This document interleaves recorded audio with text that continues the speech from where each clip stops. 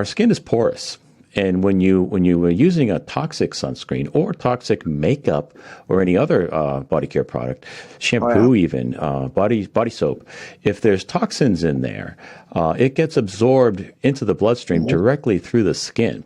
The skin is porous. Sometimes people are doing hormone replacement therapy and the doctor will prescribe a patch, or a nicotine patch, exactly. Sure, because absolutely. that gets into the bloodstream right through the skin.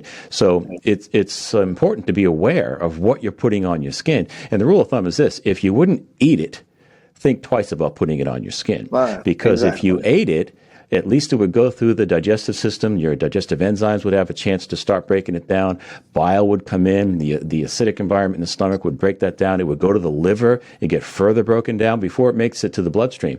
But when it goes through the skin, none of that takes place. Yeah. And those toxins are going directly into the bloodstream, maybe to the brain, if it can pass the blood-brain barrier, which they often do. So it's important. It sounds like, Dave and Chris are just a couple of tree huggers. No, there's some real good science behind this that you should be thinking twice about what you put on your skin. Welcome to the Natural Health Matters podcast, where it's all about maximizing your health potential so that you can look and feel your best at any age. I'm your host, David Sandstrom, naturopathic doctor and biblical health coach, and this is episode number 102. Today we have on the show Chris Gibson. Chris is a skincare expert, holistic health coach, and an esthetician. He's also the best-selling author of the acclaimed book, Acne Free in 3 Days, with over 1 million copies sold. Chris, welcome to Natural Health Matters. Happy to be here. Well, it's a pleasure to speak with you today. And, I know you've got a wealth of wisdom to share as far as holistic health goes. And, we're a holistic health podcast here at the Natural Nation. All wants to know more about anti-aging and living the best life possible. And you've got a fair amount of experience in that world. So just introduce yourself and let's hear a little bit about your background and how it is you got to do what you're doing today. Well, yeah. So I, like most people who do what they do, I began this sort of journey in my early years because I had a skin condition. That's usually something prompts us to learn outside the box. And so I had acne, was very severe cystic acne very early on, 11, 12 years old. So my family, of course, whisked me off to the dermatologist early because there had been a history of that in the family and they wanted to avoid scarring. And that's what most dermatologists try to do with acne. They treat it as a relatively chronic condition until it usually resolves itself for a lot of people. But their main objective is to keep you from having scarring because it can be very severe. Sure. So none of those treatments that I did made a significant difference. So then became the theory that, well, I'll eventually outgrow it. So again, we're going to just keep up the antibiotics. I took Accutane twice, which was supposed to be the miracle drug for it. And it does help some folks. But mine would always return. And so by the time I was in my early 20s, I was really frustrated with it. So I went to a very expensive dermatologist thinking maybe there might be something, at that level that I could do differently, and was basically given in some people, acne just sticks around. We don't know why. Right. Here's a prescription for some antibiotics. So I'm like, oh, now here we go again. If all else fails, throw some antibiotics at it. Yeah. So I paid my $500, and this was in the 80s. So let's see, that would have been 87, 88. And so I pitched that piece of paper in the trash and decided I'm going to have to figure this out on my own. So, of course, no internet really to go look anything up. So I spent a lot of time reading some medical information from the local library, and some of that information led me to holistic approaches, because clearly the medical stuff was a reiteration of what I've already been through. So I decided to try the holistic route and made a trip out to a herbologist. Now, there was no Vitamin Shop, no GNC. That stuff was not popular. It was not mainstream. It was kind of occultish. It was thought of that way. So, of course, where I went was at the back of some old, shopping center, strip mall shopping center. And I met a lady there who talked to me about diet and nutrition and put me on some herbal antioxidants like Tahibo, which is a tea from South America. It's made from a tree of a bark. It's very high in antioxidant properties, which of course stirred my acne up. It got worse. So at first I was really frustrated, but then I made that connection that something between what I'm eating, something in that area affects this.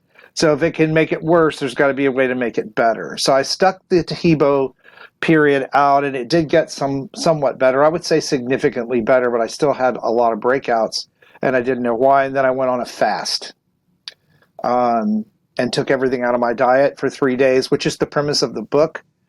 And it worked. The acne went away. In 3 days, I didn't have any breakouts. The red marks went away. And so now we know about autophagy, which is when the body is in a fasting state, that it's able to self-correct a lot of things that can go on. So limited fasting, certain types of fast can be very effective.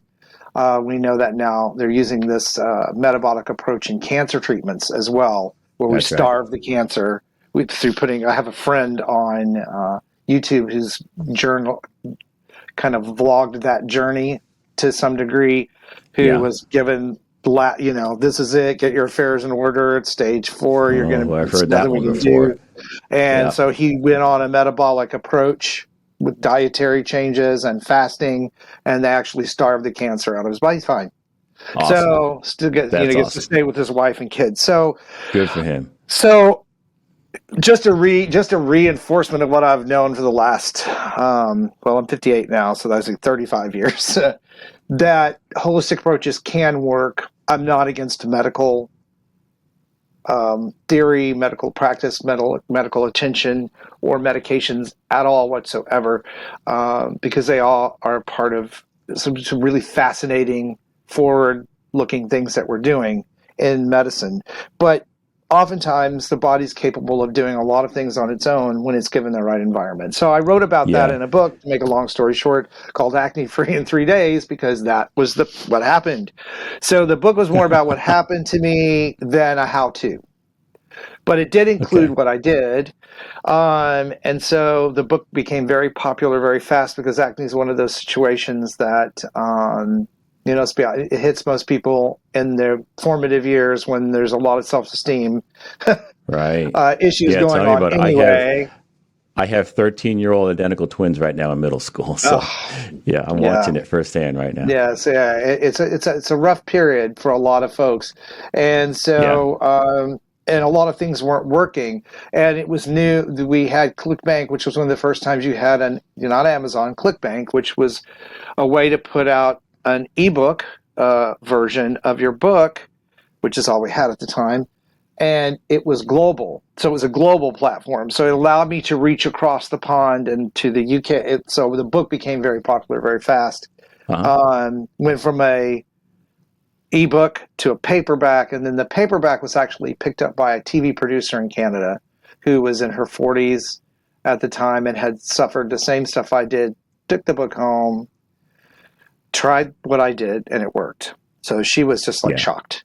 So I I got invited to go to Canada and get on television and demonstrate the things that I did, holistic things. So it was more, not just a book interview, it was an actual demonstrations. Like I demonstrated the things that I did. So that particular TV show was just made for morning shows, lifestyle shows. So I had a publicist I had been doing radio with, because you can't really get on TV till you've been on TV. So it's really hard to do unless you get on there for being infamous. Then it's a lot easier. It's easy. So I got on television for 4 years. I did that, and so built a big following. It was great, and then the recession happened. I'm just kind of giving you the thumbnail, and things slowed down. People had no discretionary money. It was just a rough time. My mom passed away. We all go through that sort of like dark night of the soul period. And I lost a taste for just doing all of that stuff. It was too much. So I took some time off and got out of Pennsylvania, where I'd been love that state. It's beautiful up there, but it's very cold in the wintertime. And I wanted to go somewhere where, now I'm getting older. I want to enjoy 12 months out of the year, not 6. Plus you can always travel, right? So I moved to Florida and really just kind of sat on the beach. I had some one-on-one clients that I worked with to keep the lights on and just really kind of chilled out for a while. And then I woke up one morning, I was ready to do something. And YouTube was right on my mind. Now I had my YouTube channel, started in 2010, stuck TV clips on there. So every time I would do a TV show, a clip would go on the YouTube. But it never really did anything.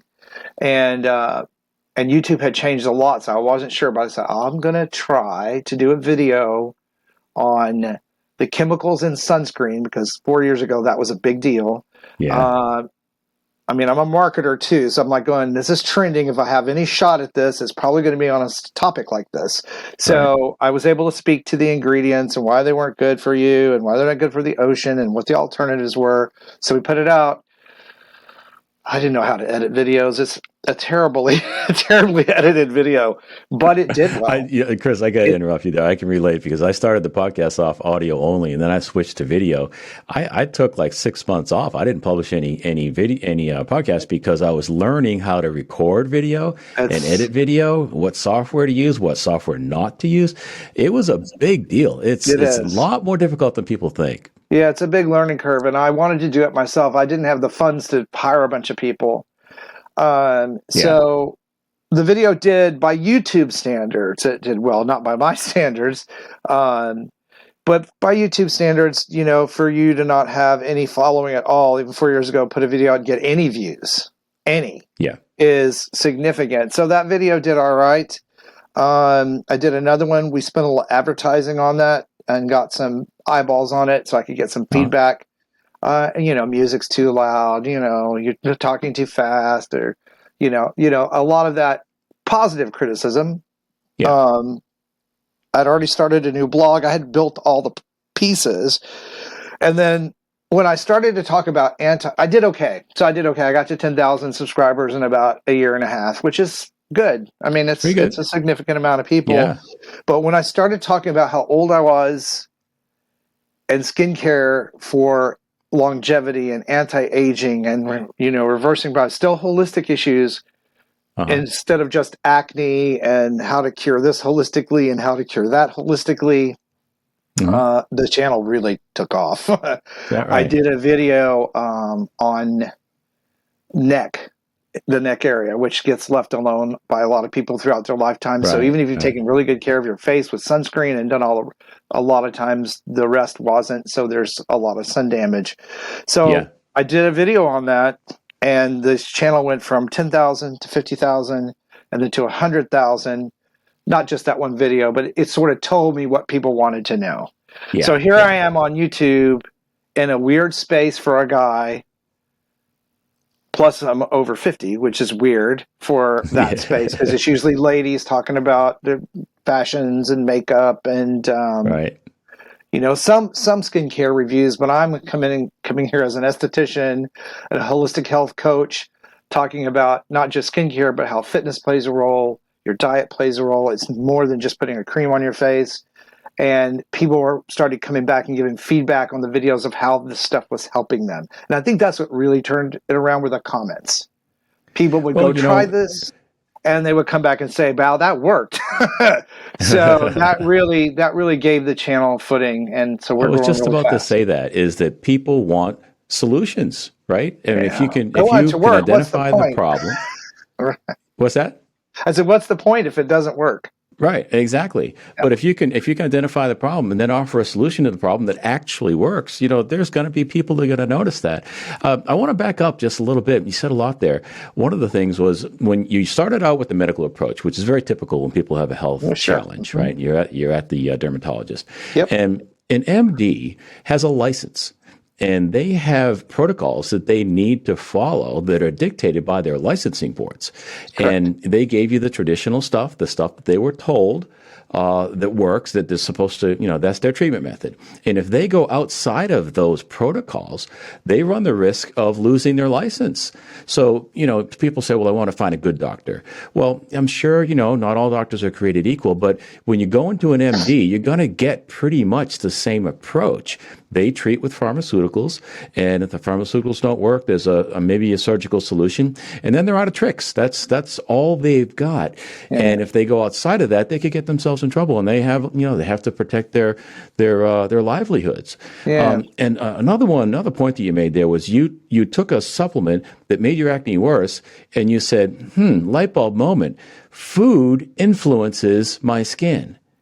And you said, well, if it can make it worse, then there's got to be something that can make it better. That was a huge connection, wasn't it? Yeah. Yeah. I mean, it led to a whole lot of things. I didn't talk about the fact that the main thing by taking everything out of my diet is I removed sugar. So we didn't know a lot about glycation issues with too much sugar in the diet. I mean, certainly even in the 80s, people knew too much sugar, diabetes, all of that type of stuff, hyperactivity. Right. But the wealth of knowledge we have now about what too much sugar, refined sugar in your diet does to you, especially when it comes to your skin health, collagen production, degradation of skin cells, people weren't talking about that. When that really, when probiotics and gut health balance and all that really became popular, which was good timing for me because I was already kind of talking about it, was when the MRSA stuff started to happen in the early and mid 2000s, where people were getting the superbugs that the antibiotics were not killing anymore, right? Not taking care of anymore, and so that became a very big issue.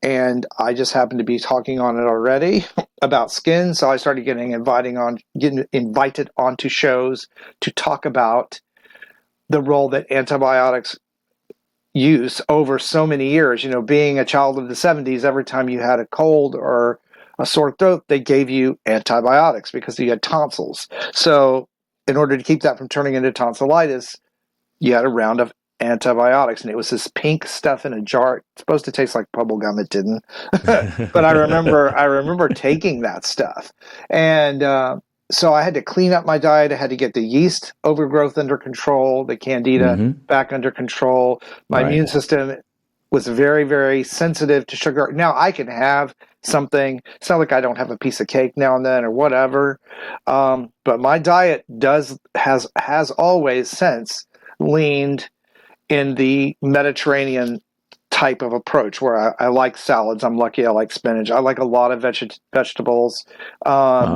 I try to stay away from refined sugar. I eat honey, stevia, plant sugars like that. So the other side effect of doing all this so early and learning good things from my dermatologist, like exfoliation and using sunscreen, because nobody in my age was using sunscreen like I was using sunscreen back then. Yeah. Well, Chris, I want to say this is, you're 58 years old. You look great. Your skin looks perfect. You look youthful. You're amazing. I'm 59, and a lot of times people tell me, wow, you you don't have look great 59. skin. Yeah. Well, thank you. You don't look 58 either. So that's cool. You're doing something right. That's for sure. Yeah, and that's been the offshoot. So I started talking about that stuff on the channel, and then of course using studies. I like scientific studies. So if I talk about a supplement like nicotinamide for NAD, or I talk about any of those things that are still a little bit on the periphery, I always like bring scientific studies and list those in the video description so people can go learn for themselves. Because one of the big tenets of what I do is I'm trying to give you the ability, or to take back your ability, not really give it to you, to take charge of your own health. That's really what because that's what I had to do. And I've seen that over and over again in friends. As you get older, you lose people through different circumstances that they've been through in their lives, through their health issues. And you see, not right or wrongs, but you see paths in the road they could have taken that would have made a big difference that they didn't take. For the thing that kind of leads me into what I wanted. There's got to be somebody in the audience thinking right now, well, I want to know what this guy did. He had some amazing results. So what foods did you find were useful? What other things did you implement that turned your health around? Yeah, the first book that comes to mind whenever I get asked this question is a book called Spiritual Nutrition and the Rainbow Diet. Now, this book came out in the late 70s, maybe early 80s. And it talked about eating the different colors of vegetables. And they matched these to the chakra system is how it's an Eastern, sort of an Eastern spiritual philosophy, but it really turned me on to having fun with the food.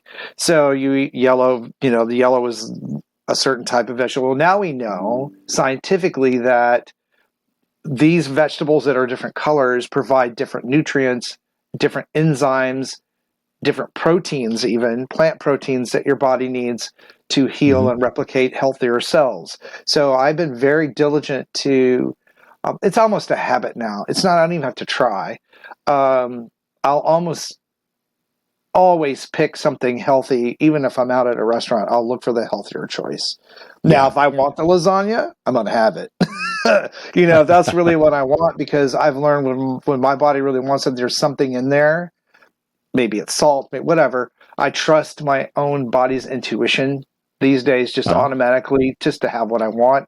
Very big about portion control. But the Mediterranean diet, I lean on that still, because out of all of the, and I don't like the word diet, but out of all of the styles of eating, that one has the most variety, the most flavor, and the most healthy mix of lean meats, proteins, starches, and vegetables. It makes it easy to follow. Yeah. Well, really I'm does. presently working on a couple of courses on nutrition, and what you're saying right now is biochemical individuality. There is different approaches that are going to work better or worse for different people. That's right. And you found what works for you, but it does take a little experimentation, and that's a topic for a whole nother podcast. But, I think that it takes some trial and error before you're going to find out what really works for you as an individual. Not impossible, but it does take some work, and it's usually best done with a practitioner. And that's why I'm putting together some courses, because I don't have time to do any one-on-one stuff anymore. But I'm going to make some online courses and make that available to people in the near future. It is. You learn pretty quickly what you can and can't do. When anyone comes to me and they say they have acid reflux, I'm going, well, you figured out what you're eating that's triggering that? Well, no. Oh, okay. Well, you need to go on a food vacation. You mean I have to a food vacation? Just take a weekend and don't eat anything for one day, and then just start slowly adding stuff in. Now, for me, there is a tendency, truly, when you eat a lot of vegetation, there is a higher propensity for stomach acid reflux. Especially if you eat it late in the day and then lie down, because it's harder for you to digest than simple starches and sugars are. So I do intermittent fasting for two reasons. One, it helps me manage portion control, and it helps me be very mindful of what I'm going to eat in my window. And then it shuts everything off at 4 o'clock in the afternoon, which means that by the time I am at rest at night, that process is done and I don't have heartburn anymore. So I used to get that before I was doing it, and I have a very healthy diet. I work out. I'm in good shape, but I had to learn. I learned from some practitioner friends of mine, that's very common in people that eat the diet you do. Because your digestion is still happening when you go to bed, you're more likely to have that. Let's talk some more about what your intermittent fasting looks like, or time compressed eating. What's your routine? I call it the flex diet. So what that means, generally I eat between 11 and 4. That's my window of eating, and then I don't eat anything. If I'm on a workout day, if I have some strong feelings of hunger, I will eat cashews or some sort of healthy snack that is non-carb related. That helps me keep that window. Now, if I have some event that I go to, I break the window. That's why I call it flex. I do not let that dictate my life. That is, I lean into that diet. But there are times when I'm traveling. But it's funny. As that becomes a habit, it even gets easier traveling. It's just like everybody wants to go eat at 6 o'clock, and I had my last thing. I was like, I'll go with you guys. I'll have some tea or something, but I'm not really hungry. I'm not hungry. And if you're not hungry, then you're less likely to feel like you're being left out. If they don't bring anything to the table, I'm like, I want to have that. It's not like that at all. So it just takes a bit of time for your body adjusts pretty quickly, but the brain takes a little longer because we associate a lot of food socially it's with our pleasure center. So Right. it's the You same go to a thing that ball people. game, you're craving a hot dog, Yeah, it's the same thing that right? people go through trying to manage alcohol. It's because it's been associated with pleasurable things Mhm. throughout most of our lives. Anybody born when I was or later, there's that mind thing you have to overcome too. Yeah. So Yeah. it takes a little bit of So do you practice. It was do any worth it. extended fasting? Do you do any 24-hour, 36-hour, I 48-hour have type? I about twice a year I do my 3-day fast. Hmm. That's always been a part of what I do because it allows everything to be completely out of my system. Right. I learned that fast did miracles for me when I was a very young person. Um, and I attribute that to I don't have high cholesterol. I don't have anything. I'm not on high blood pressure. I don't have any of that stuff. Yeah. So, knock on wood, anything can happen to anyone at any time. Sure. But I've set myself up to be as healthy as I can be, and now I'm really reaping the benefits. I reaped Hmm. the immediate benefits were clear skin, not feeling crummy, Yeah. better sleep patterns, better I want to throw knowing a what plug you. in there for another Yeah. episode I did. I interviewed Dr. David Jockers, and he wrote a book called The Fasting Transformation. It's episode 48. If you want to go to my website, davidsandstrom.com/48. It's an excellent interview. One of the most listened to episodes I did with Dr. David Jockers, and he really believes in intermittent fasting, and he literally wrote the book on it. It was a great episode. It's super beneficial to our health. I still run into people that say, oh, fasting can't be healthy. It's like, man, where have you been for the last 10 years? There's so much research coming out Oh, that points to this ancient practice that people right. just did on a normal, was considered normal Yeah. 100 years ago. Yeah. This idea of a convenience store on every street corner, and 5, 6, 7, 8 meals a day. That's a modern invention. This has not been going on for most of human history. No, and physiologically through our evolution, we didn't eat like we do today. So, you know, what you see with people and all of these diseases, as if you studied any of this stuff, which I had to in college, you have to when you become a nutritionist and an esthetician, you have to study it to some degree. We're just not geared that way, so we'll mutate.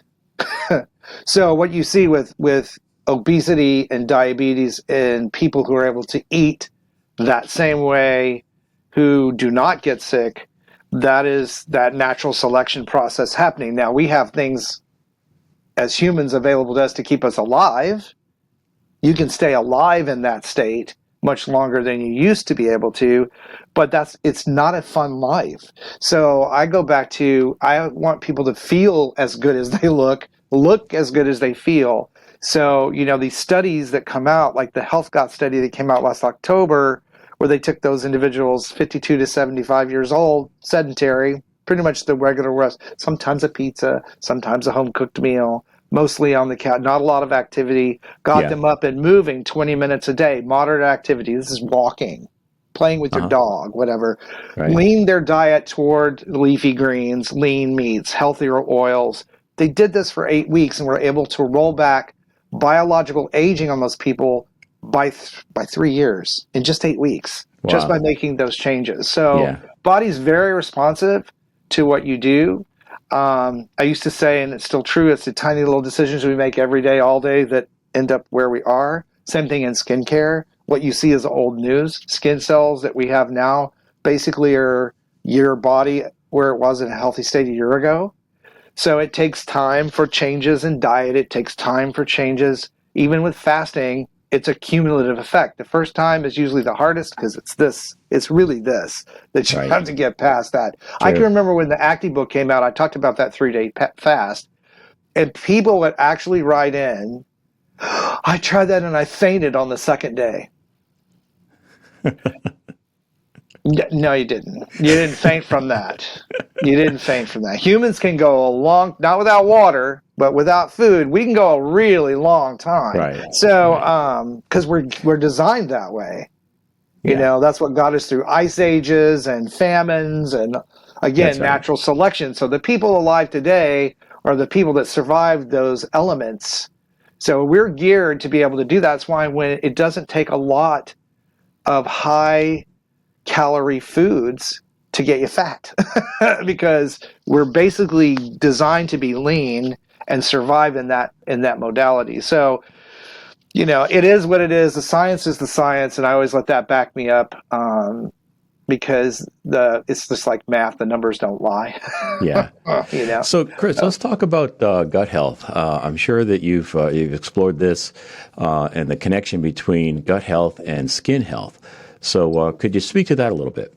Yeah, when it's not just antibiotics that can create imbalance in gut health, and we're talking about the bacteria balance in your system, in your digestive system, all the way down to the end, to the end of the colon. The whole thing has a balance. When it's out of balance, the bad bacteria or the stronger bacteria like yeast can get out of control, and yeast produce toxins.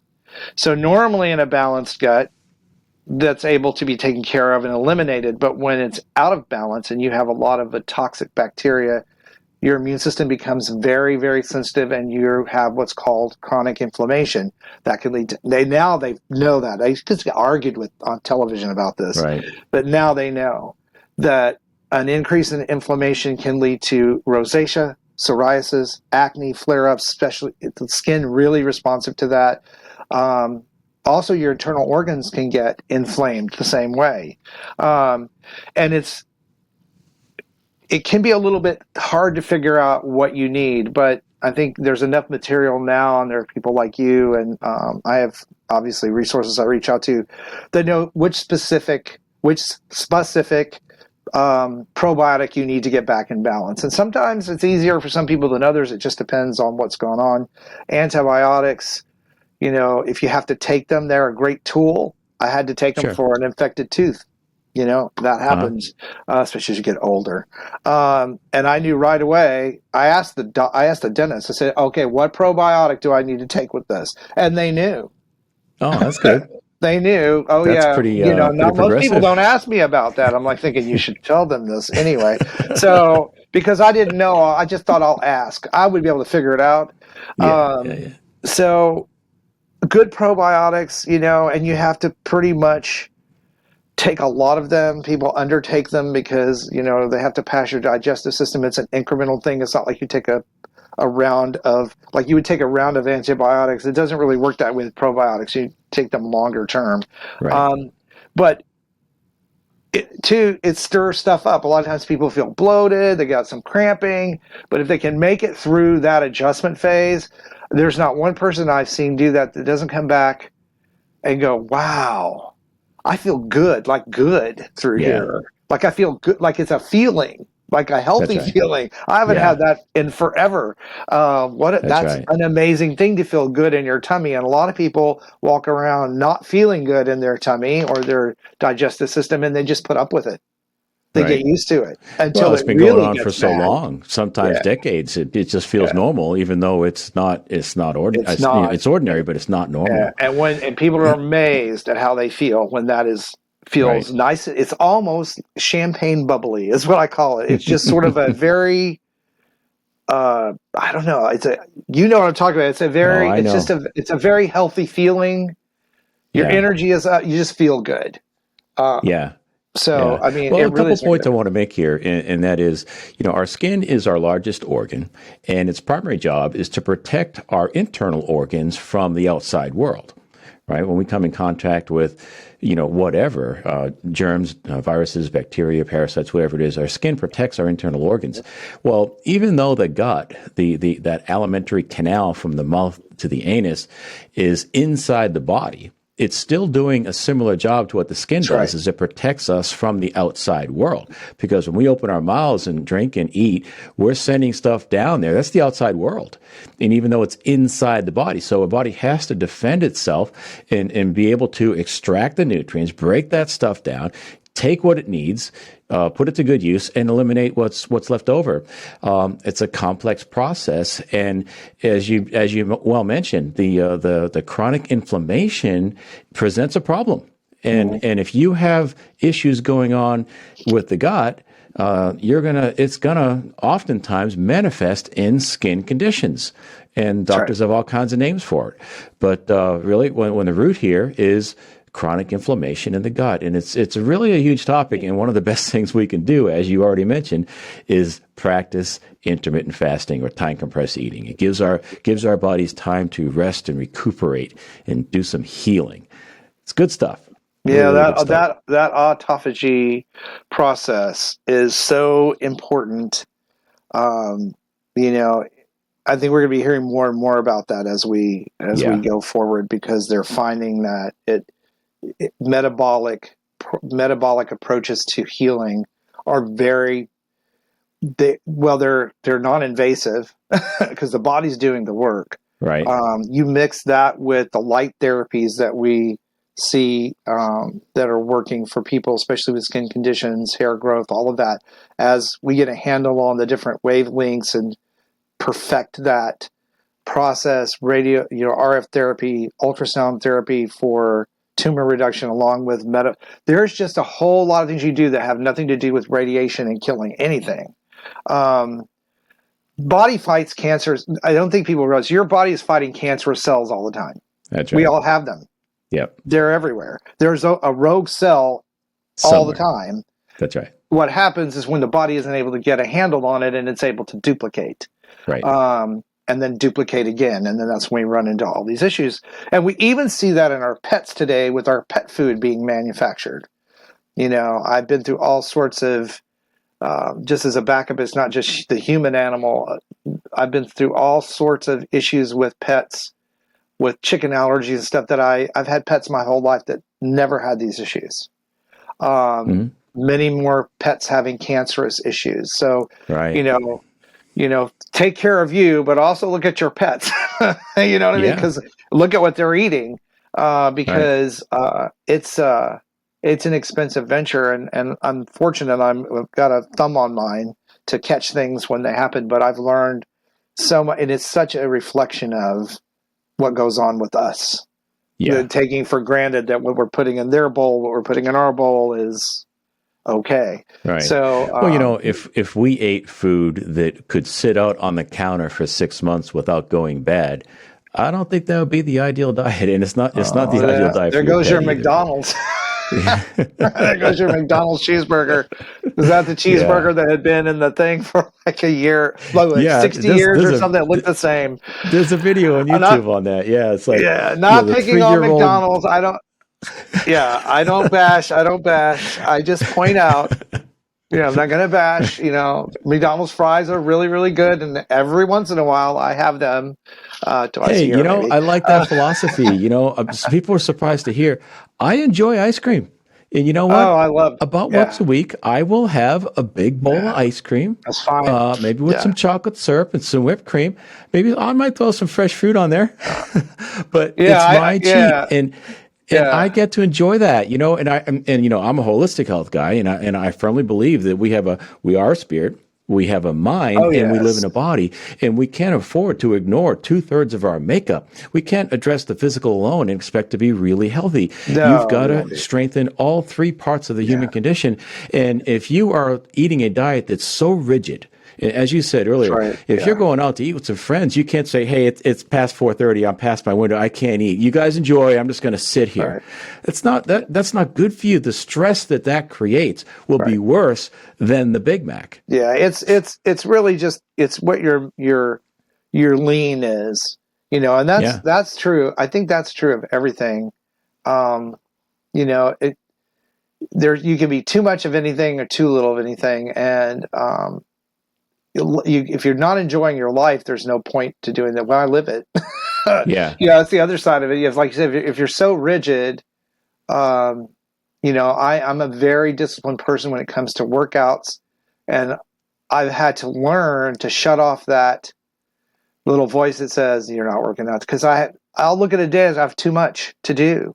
Like maybe I have a trip coming up and I need to get videos cut, and I got to prioritize. Well, in my head, my number one priority is my health. It supersedes everything.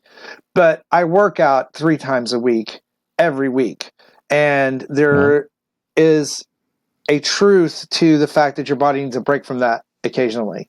Yeah. So I've noticed intuitively every 3 or 4 years, I'll take like 6 months off and won't work out at all. I'll just stop. But I've had to learn to like tell myself, okay, you got all this stuff. You are stressing you out. So let's do what's important. Let's do what needs to get, so that those next days are better.